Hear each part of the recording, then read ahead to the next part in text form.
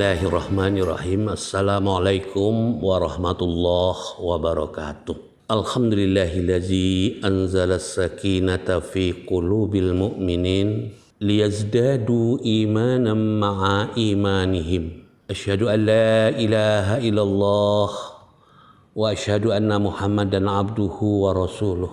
Allahumma fassalli wa sallim ala Muhammad wa ala ahlihi wa ashabihi ajma'in. Kaum muslimin muslimat, pemirsa yang berbahagia, kekotoran jiwa itu hanya akan merusak dalam masyarakat, menjadi beban dalam masyarakat. Kegersangan jiwa, pemikiran yang tidak tentram juga akan merusak sendi-sendi kehidupan. Jiwa yang gersang, jiwa yang sudah kotor, ini akan mudah dihinggapi oleh penyakit-penyakit jiwa, penyakit-penyakit mazmumah yang senantiasa menghalangi kehidupan manusia untuk berbuat lebih baik. Mungkin kita akan menanyakan apa penyebab terjadinya kekotoran jiwa atau jiwa yang kotor ini. Jiwa yang kotor selalunya disebabkan karena kita sudah meninggalkan aspek-aspek rohaniah. Oleh karena itu, Islam menginginkan aspek-aspek rohaniah ini ditanamkan kembali sehingga jiwa kita ini akan menjadi jiwa yang tentram, sehat. Oleh karena itu, Islam tidak menginginkan umatnya itu terjerembab kepada kehidupan yang tidak sesuai dengan fitrahnya. Dengan demikian, Islam menawarkan pendekatan-pendekatan kerohanian ini. Di antara pendekatan-pendekatan kerohanian ini adalah melalui Qiyamul Lail. Qiyamul Lail merupakan amalan-amalan yang dilakukan sepanjang malam atau separuhnya atau hanya sepertiga malam. Dengan mengamalkan Qiyamul Lail ini yang ditandai dengan ibadah-ibadah tertentu yang sesuai dengan tuntunan Rasulullah seperti sholat, zikir, tasbih, tahmid, dan tahlil serta istighfar, memohon keampunan kepada Allah terhadap segala sikap dan tingkah laku yang selama ini tidak sesuai dengan kehendak Allah atau bertentangan dengan ajaran-ajaran Islam. Di samping itu, Qiyamul Lail juga diisi dengan tilawah Al-Quran serta mentadabburnya, barulah kita mendapatkan ketenangan jiwa. Kaum muslimin muslimat rahimakumullah, Qiyamul Lail adalah merupakan az-zikru, zikir kepada Allah Subhanahu wa taala. Dengan zikir inilah kita dapat mengobati penyakit-penyakit yang berkecamuk dalam jiwa kita. Penyakit-penyakit yang merunyam pada jiwa kita ini dapat kita obati melalui Qiyamul Lail.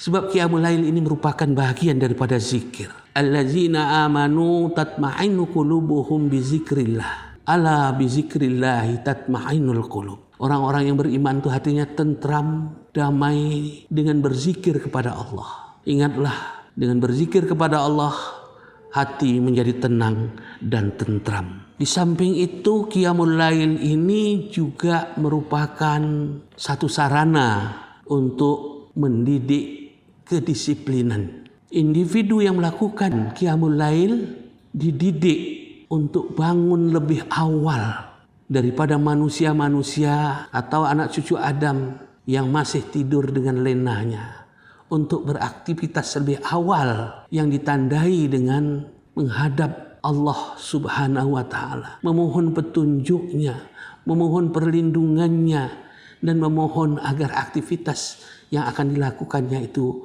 mendapat ridhonya dan menjadi ibadah bagi dirinya.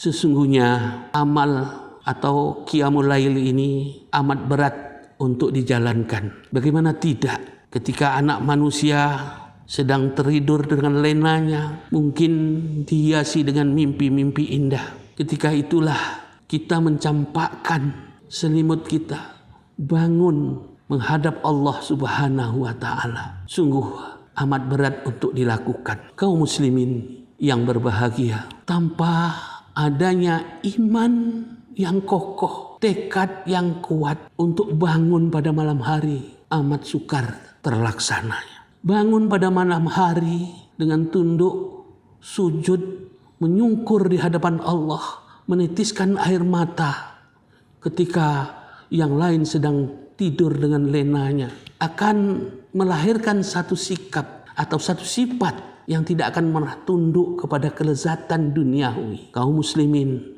sidang pendengar yang berbahagia, Rasulullah dalam membentuk generasi Rabbani terutama sekali adalah dengan cara melatih dan mendidik masyarakat untuk mempunyai kekuatan rohani dan kejernihan jiwa. Bagaimana caranya membentuk masyarakat yang sedemikian? Adalah dengan cara mendidik dan menyuruh masyarakatnya untuk melakukan qiyamul lail. Dalam sebuah hadis dijelaskan bahwa ketika Rasulullah memijakkan kaki pertama kali di kota Madinah, atau yang ketika itu masih Yasrib namanya, apa yang diperintahkan kepada penduduk Madinah? Wahai manusia, afsyus salam, tebarkanlah salam, watma'ut tamama, dan berilah makan fakir miskin, wasalul arham, hubungkan silaturahmi ini, perkuat silaturahmi, wasallu billail, dan laksanakanlah solat malam, wanasu niyamun, dan manusia ketika itu sedang tidur. Tadkhulul jannah bisalamin, engkau akan melenggang masuk ke dalam surga. Inilah yang disampaikan pertama kali oleh Rasulullah ketika dia memikirkan kaki di kota Madinah. Apa harapannya? Dengan harapan masyarakat yang melaksanakan ibadah qiyamul lail itu menjadi masyarakat yang rabbaniin, masyarakat yang dididik langsung oleh Allah sehingga mempunyai kekuatan rohani dan kebersihan atau kesucian, kejernihan jiwa dan pikirannya. Kaum muslimin rahimakumullah, meskipun ibadah qiyamul lail ini diperintahkan untuk dilakukan sepanjang malam atau sebahagiannya atau sepertiganya, namun Rasulullah hanya menjalankan pada sepertiga malam terakhir. Karena pada malam itulah, karena pada masa itulah dapat kita bercengkrama, berkasih mesra, memohon kepada Allah, menitikkan air mata menghadap Allah Subhanahu wa taala,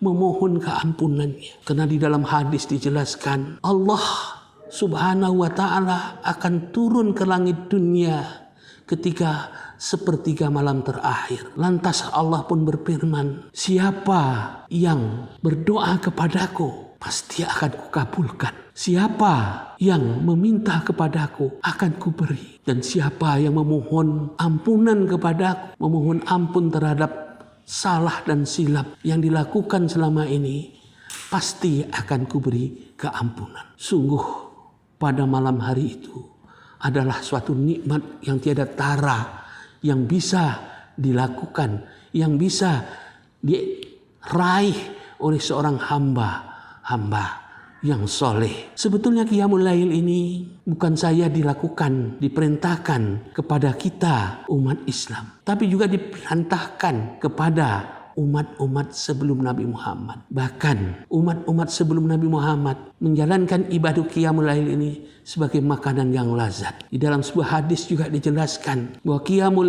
qiyamul lail ini adalah da'bus sholihin, amalan orang-orang soleh sebelum kamu, dan kamu akan dimaafkan kalau kamu melaksanakan. Dosa-dosa kamu akan diampuni dan kesalahan-kesalahan kamu juga akan dimaafkan oleh Allah Subhanahu wa taala. Pemirsa kaum muslimin dan muslimat yang berbahagia, sungguh amat nikmat lagi. Nikmat apa lagi yang akan kita peroleh selain daripada nikmat kita dapat menghadap Allah dengan penuh ketenangan, penuh kemaghfirah, penuh keampunan yang akan kita peroleh di malam hari. Kita menyadari bahwa kita adalah makhluk-makhluk atau manusia yang senantiasa salah. Kaum muslimin pemirsa yang berbahagia, Rasulullah tidak pernah meninggalkan qiyamul lail. Setelah turun ayat ya ayyuhal muzammil qumil laila illa qalila nisfahu awinkus minhu qalila auzid alaihi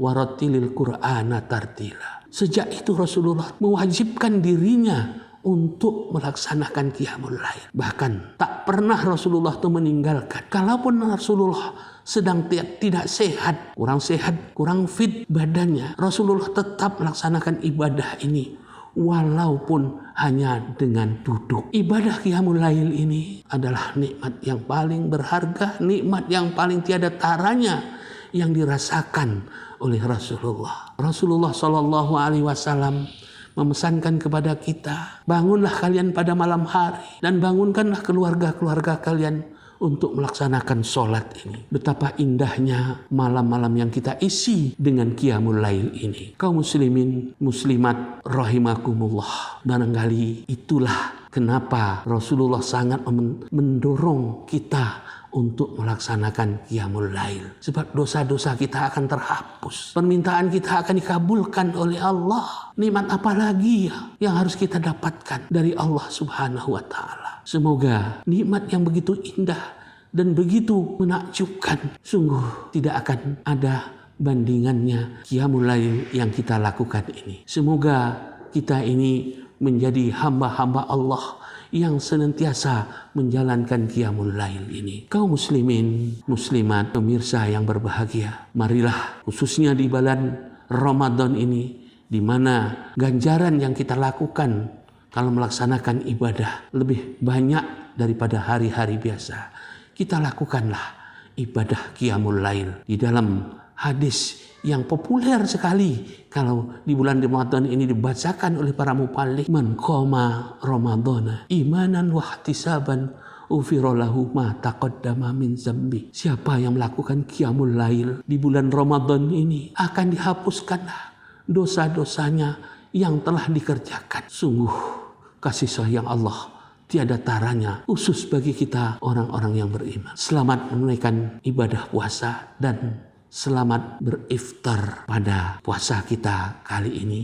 Dan mari kita isi malam Ramadan ini dengan qiyamul lail. Fa'tabiru ya ulil absar la'allakum turhamun. Wassalamualaikum warahmatullahi wabarakatuh.